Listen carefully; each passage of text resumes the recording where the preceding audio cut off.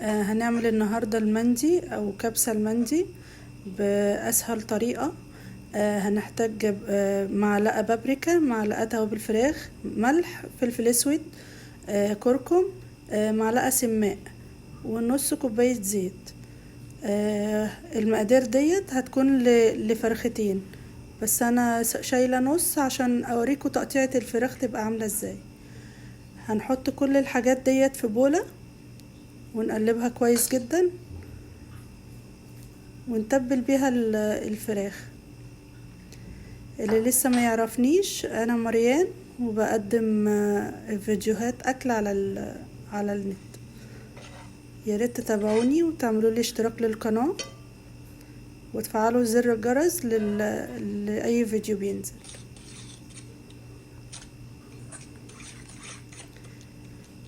الفراخ ديت مش كبيرة، يعني تقريبا كيلو او كيلو 200 بالكتير عشان تستوي كويس معاكي في الفرن. يعني حاولي ما تجيبيهاش كبيرة، ويا ريت لو تقدري تتبليها من قبلها بيوم او ليلة، هتكون طعمها احسن كتير. لو تقدري، لو مستعجلة عليها ممكن على الاقل ساعتين او حاجة تتبل كويس. كل ما تقعد اكتر تتبل كويس هتكون احلى واطعم في الاكل.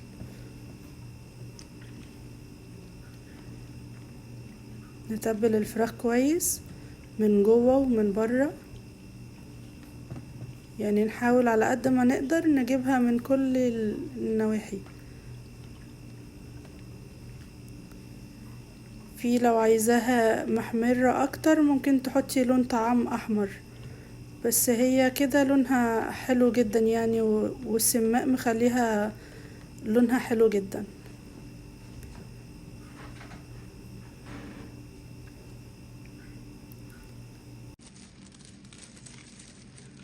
ودلوقتي بعد ما تبلناها كويس، هجيب ورق استريتش وهغطيها وهسيبها في التلاجة من قبلها بليلة. لو مستعجلة عليها ممكن من قبلها بساعة او ساعتين، بس يعني ممكن تتساب شوية عشان تلحق تتبل. ودلوقتي هنعمل رز المندي.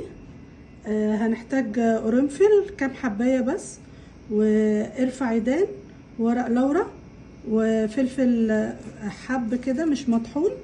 لو موجود حبهان نحط، لو موجود مش موجود خلاص. لو في الليمون الاسود بتاع الكبسة ممكن نحطه، بس انا بصراحة ما كانش عندي. دول هنحطهم في الطاسة كده، وهنحطهم على النار نحمصهم حاجة بسيطة خالص، وهرجع لكم تاني.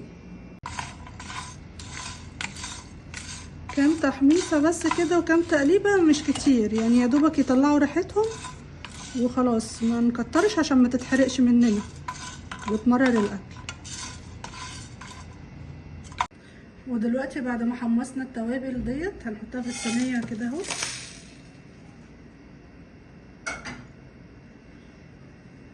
واحنا هنا جايبين 3 كوبايات رز بسمتي، وغسلينه ونقعينه تقريبا ربع ساعة، بس ما تقلبيش فيه كتير عشان ما يعجنش. يعني اغسليه غسلة واحدة وانقعيه، ما تجيش جنبه تاني، وصفيه ما تقلبيش فيه كتير. ال3 كوبايات دول هياخدوا 5 كوبايات مية سخنة سخنة بتغلي.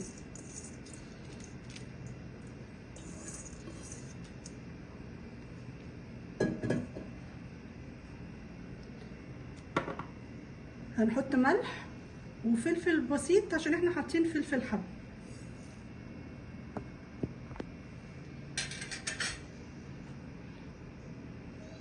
وهنحتاج يعني معلقتين 3 زيت. يعني دي كوباية صغيرة، كوباية القهوة الصغيرة، يعني مش هنحتاج زيت كتير.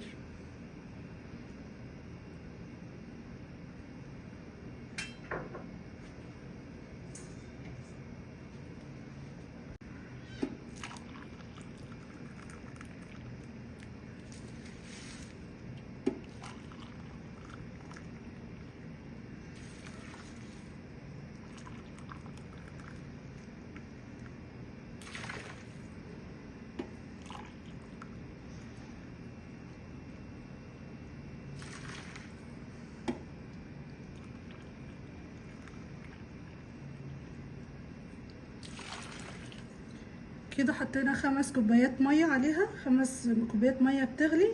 هنغطيها بالفويل وهرجع لكم اقول لكم هنعمل ايه تاني الخطوه الجايه. ودلوقتي لفتها بورق فويل طبقتين فوق بعض، او لو عندك فويل تقيل شويه يعني يكون احسن، برضو تحطي 2 فوق بعض لان احنا هنحط الفراخ فوقيها. ودلوقتي باي خله او شوكه او سكينه هنفتح كده عشان الفراخ تنزل التتبيله بتاعتها فيها على الرز ويعمل الوان حلوه، وفي نفس الوقت تستوي على البخار بتاع الرز. بعد ما خرمنا ورق الفويل بالطريقه ديت، جبنا الفراخ اللي احنا نقعينها من قبلها بليله او قبلها بساعه. انا جبت اكبر صينيه عندي عشان تاخد الفرختين، عشان المقدار دوت التتبيله ديت كنت عاملاها الفرختين.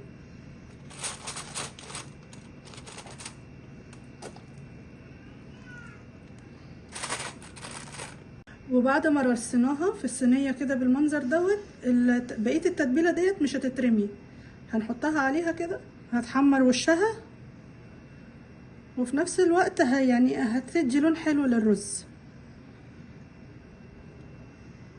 هغطيها بورق فويل حلو جدا وهدخلها على فرن سخن جدا، يعني اول ربع ساعه كده وبعدها نوطي. ودلوقتي نجيب ورق زبده عشان ما يلزقش في الفراخ، غلط ان هي تتسوى على ورق الفويل من فوق على طول، فهنحط ورق زبده وفوقيه ورق الفويل كده عشان ما يلزقش وفي نفس الوقت يبقى صحي اكتر.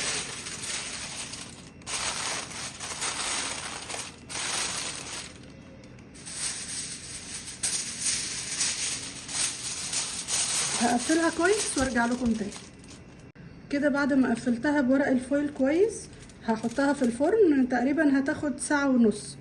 اول ساعة هتبقى على الفرن عادي. قبل نص ساعة كده نحط صينية صغيرة على السيراميكا بتاعت الفرن نفسها من تحت، نحط فيها مية سخنة تطلع البخار وتسوي الرز عليها بس، وهرجع لكم تاني. ودلوقتي بعد ما حطينا الفراخ في الفرن، تعالوا بينا نعمل سلطة الدقوس الخطيرة اللي مفيش كبسة ولا اي رز بسمتي ينفع من غيرها، ولازم المندي يبقى معاه السلطة دي. هنحتاج 3 طماطميات، 2 ليمون، فلفل حامي اختياري، 3 فصوص توم، كزبرة، هنحتاج نص حزمة، هنحتاج الورق بتاعها بس. وكل دوت هنحطه في محضرة الطعام او هنحطه في الكبة. وتعالوا بينا نشوف هنعملها ازاي.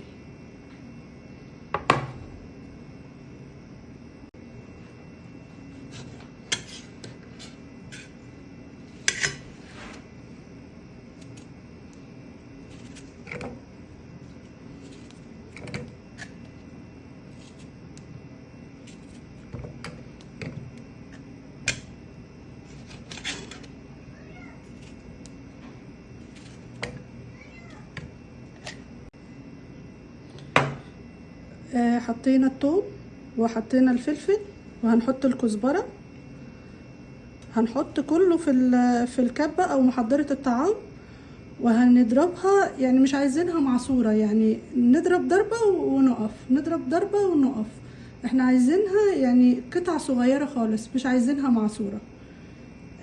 هخلصها وارجع لكم اوريكم بقت ازاي. وكده بعد ما ضربناها الضرب متقطع بقت جاهزة عندنا.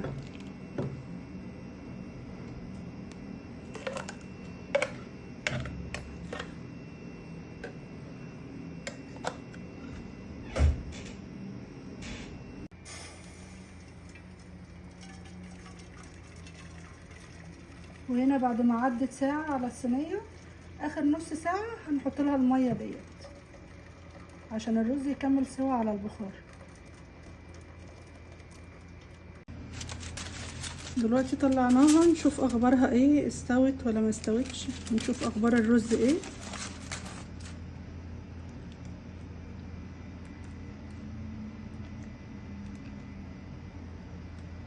يعني هي ممكن يعني تكمل سوا على الشواية.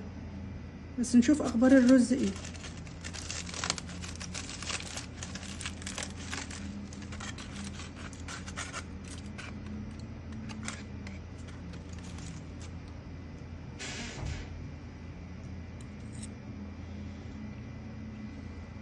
هو الرز استوى، فكده هنكمل على الشوايه، نرجعها تاني على الشوايه واجي اوريها لكم بعد كده. وهنا بعد ما طلعناها من تحت الشوايه هنحط لها، يعني الخطوه ديت اختياريه، هنحط لها فحميه وهنحط لها معلقه صغيره زيت ونغطيها. ممكن ما نعملهاش، يعني اللي عايز طعم المشوي يعملها.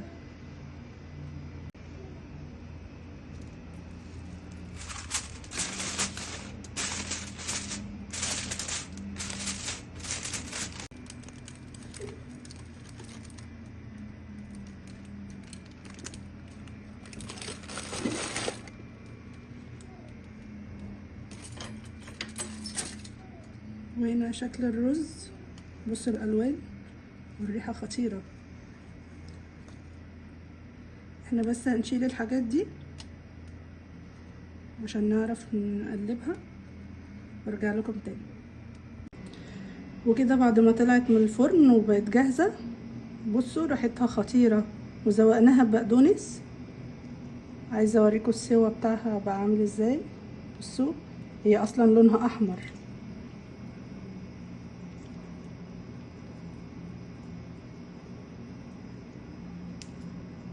بصوا السوا.